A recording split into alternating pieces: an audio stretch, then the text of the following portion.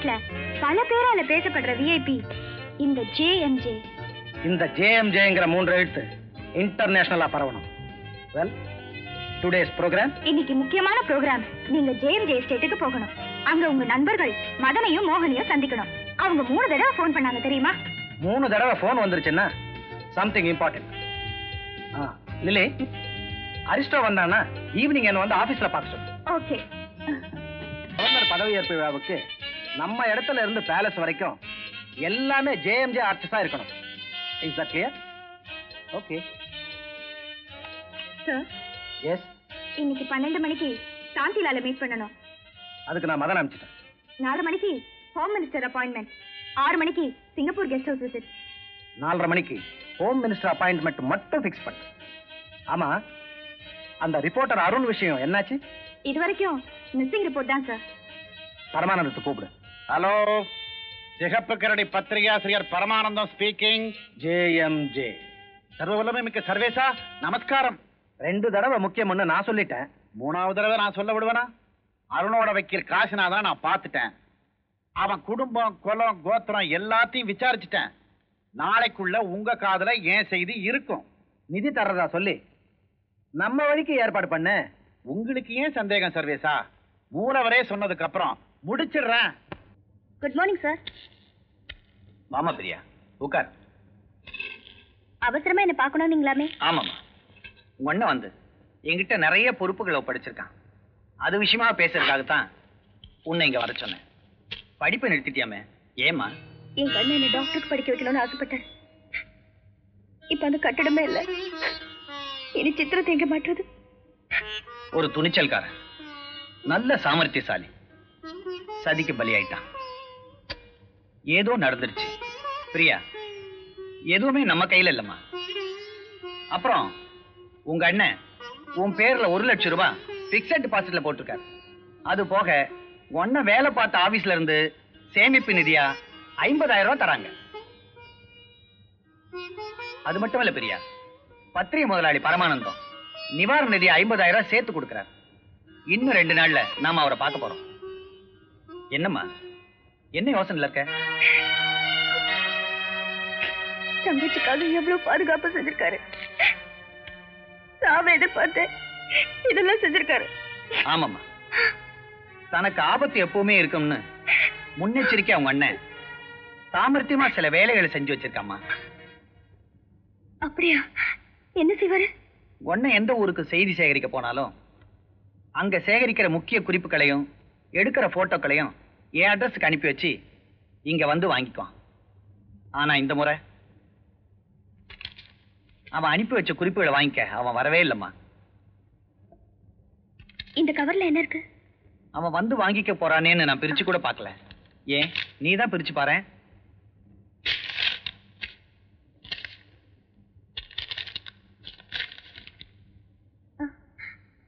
எங்கடி உங்க அண்ணா அனுப்பி வச்ச கேசட்டும் பிலிம் ரோலும்?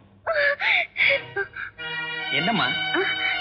ஒண்ணுமில்ல, வீட்லயே அண்ணனோட லேப் இருக்கு, நான் அதுல பிரிண்ட் போட்டு பாத்துக்கிறேன்.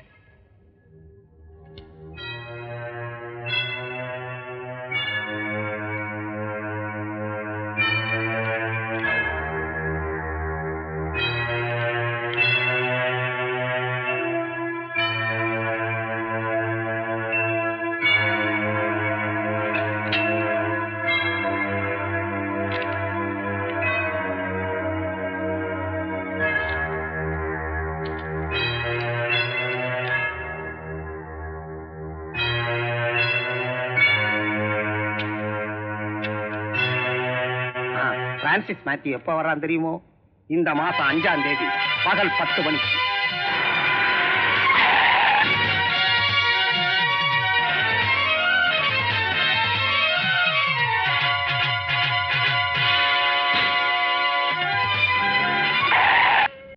$4 கிராம் இருக்குமா? பில் போட்டுருங்க. கவுண்டர் காட்டுங்க.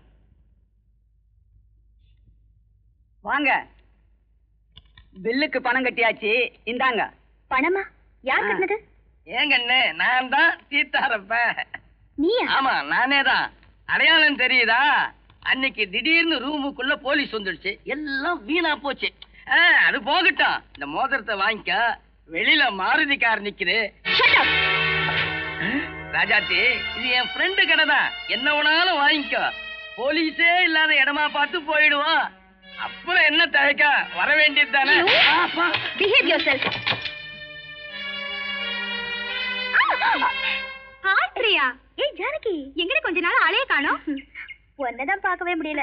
ஆமா, இங்கே நிக்குது. அங்க பாரு. அவருதான் எங்க அண்ணன். எனக்கு சீக்கிரமா கல்யாணம் பண்ணணும்னு துடிக்கிறாரு. பண்ணிக்க வேண்டியது தானே. என்ன விடு, உனக்கு எப்ப கல்யாணம்?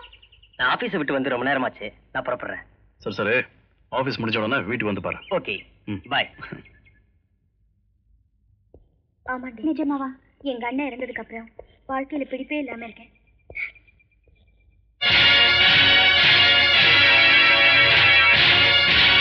பிரியா, இவர்தான் எங்க அண்ணன், போலீஸ் இன்ஸ்பெக்டர். பயந்துராத, குணம் குழந்தை மாதிரி.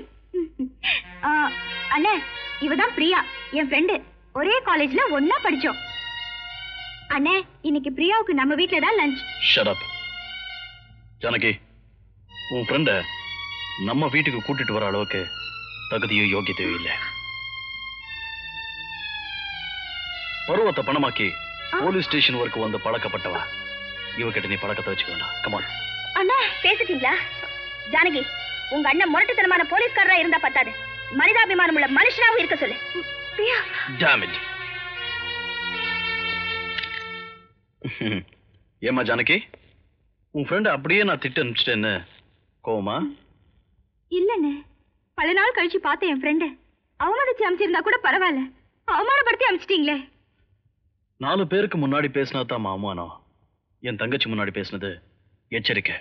யாருக்குண்ணே? உனக்கு தாமா. என்னென்ன சொல்றீங்க? இனிமே நீ இந்த ஃப்ரெண்டோட பழகிறத நிறுத்திடணும்னு சொல்ற. ஜானகி, அந்த பொண்ணோட பழகிற உன்னையும் யாராவது கைத்தட்டி கூப்பிடக்கூடாது பாரு. அதுக்கு தாம்மா சொல்றேன். அண்ணே, பிரியா கொஞ்சம் துணிச்சலானவ, ஆனா ரொம்ப ஒழுக்கமானவ. பாவம், அவ அண்ணன் கூட சமீபத்துல தான் இறந்து போனாரா. அனாதையா இருக்கிற அவ மனச புண்படுத்திட்டீங்களே. இத பாருமா, யாரும் கெட்டு போகணும்னு நினைக்கிறது இல்ல, சந்தர்ப்பம் எதையும் செய்ய வச்சிரும். அப்படி ஒண்ணு கெட்டு போக அவளுக்கு எந்த சந்தர்ப்பமும் இல்ல. கூட படிச்ச ஃப்ரெண்ட நம்புற நீ கூடவே இருக்கிற அண்ணனா அதோட நம்பலா. இத பாருமா, உறவு இருக்கிற வரைக்கும் தான் ஒரு பொண்ணுக்கு பாதுகாப்பு. ஆதரவு இல்லாம போயிட்டா பத்தினியா இருக்கிறதா இல்ல பட்டினியா இருக்கிறதாங்கிறதா கேள்வி. நீங்க இப்படி சொன்னதுக்கு அப்புறம் இதுல சத்தியம் இருக்குதா இல்ல சந்தர்ப்பம் இருக்குதாங்கிறதா கேள்வி.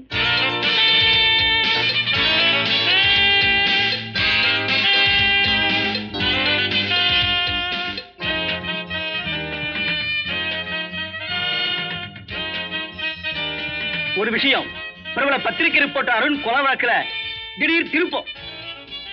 இப்ப புகையுது, ஊதுவத்தியா பூகம்பமான்னு புரியல. வெடிச்சா பூகம்பம், அணைச்சா ஊதுவத்தி. ஊதி விடுங்க, ஒரு வேலை முடிஞ்சிடும். டிங்கட்டு போனா அப்துல்லா கிட்ட சேர்ந்துருச்சுன்னு சரியான தகவல் வந்தாச்சு. நம்ம கைக்கு வந்தாச்சா? கேட்டா எச்சி முழுங்குறான். புகை பெருசா இருக்கிறதால வேஷத்தை கழிச்சு வெளியே வர மாட்டேங்கிறான். அப்போ வேஷத்தை கலைச்சிடு. அலைக்கும் சலாம் அப்துல்லா. இன்னும் பாதிரியா ட்ரெஸ் கரெக்ட்ல போல இருக்கு. ஆமா, எதுக்காக வந்திருக்கீங்க? என்ன கேள்வி புதுசா இருக்கு. என்ன பண்ண சொல்றீங்க? பணம்னு வரல, வந்ததும் கொடுத்துறேன். என்ன அடிக்காதீங்க, என்ன நம்புங்க.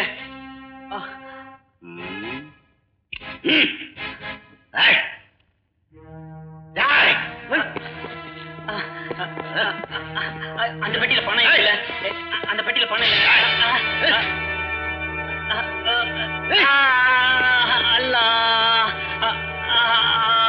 இத உங்ககிட்ட ஒப்படைக்க சொன்னாரு. வந்துருச்சுங்கிற தகவலை நான் இப்போ உங்களை எதுக்காக கூட்டம் தெரியுமா? உங்க பத்திரிகை நிதியில இருந்து ஒரு தொகையை அருண் தங்கச்சிக்கு கொடுக்கறதுல ஒரு மாற்றம்னு போன்ல சொன்னீங்க. என்னமோ ஏதோ நான் கலங்கியே போயிட்டேன். ஒருத்தரோட உழைப்பு ஊரடியாம போயிட்டா எப்படி? அதனால ஒரு பாராட்டு விழா நடத்தி கொடுக்கலாம்னு தீர்மானமாயிருக்கு. உங்க பெரிய மனுஷன் எப்படி பாராட்டுதுன்னே தெரியல. அட, ஓடைய போய் சொல்றீங்களே. கடலுங்க ஜேஎம்ஜே, அவர் மனசு பெருசு. பாராட்டு விழா நடத்தி ₹1,00,000 ஜேஎம்ஜே விருதா கொடுக்க சொல்லிருக்காரு. இந்த விழாவிற்கு வருகை தந்துள்ள அனைவரையும் வருக வருக என வரவேற்கிறோம். அடுத்த நிகழ்ச்சி தொடங்கும் வரை அனைவரையும் அமைதியாக இருக்கும்படி கேட்டுக்கொள்கிறோம். கமிஷனர் இங்க எதுக்காக வராரு? விழா கமிட்டியில இருந்து இன்விடேஷன் அனுப்பியிருப்பாங்க. அதெல்லாம் ஒண்ணுமில்ல, நான் தான் அவரை தனிப்பட்ட முறையில வரவழைச்சேன். ஓஹோ. கமிஷனர் சார், வாங்க வாங்க உட்காருங்க.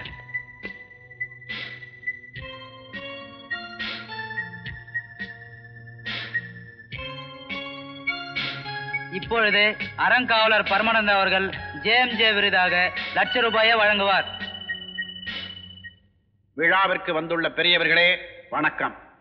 சமுதாயத்தின் புல்லுரிமைகளை பத்திரிகையில் அம்பலப்படுத்திய அருண் சமுதாய விரோதிகளால் அழிக்கப்பட்டது இந்த நாட்டிற்கே பெரிய இழப்பாகும். அவரை கௌரவிக்கும் பொருட்டு ஜேஎம்ஜே அவர்களின் ₹1,00,000 காசோலையை அருண் சகோதரி பிரியாவிடம் ஒப்படைக்கிறேன்.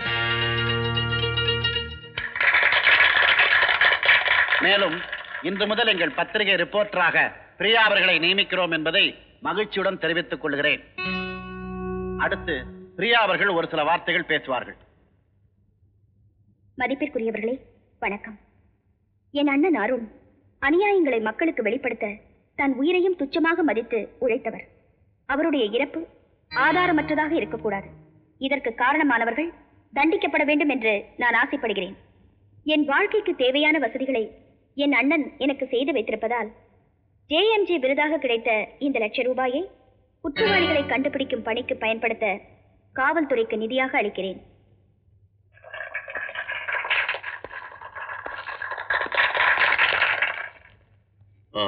Excuse me, could I talk to her for 1 minute please? Yes, இருந்து பேசிட்டோமா? நான் கார்ல இருக்கேன். மிஸ் பிரியா, உங்களை இன்சல்ட் பண்ணதுக்காக என் தங்கச்சி ரொம்ப வருத்தப்பட்டா. சந்தர்ப்பம் யாரையும் குற்றவாளியா நிறுத்தணும்னு எனக்கு தெரியும்.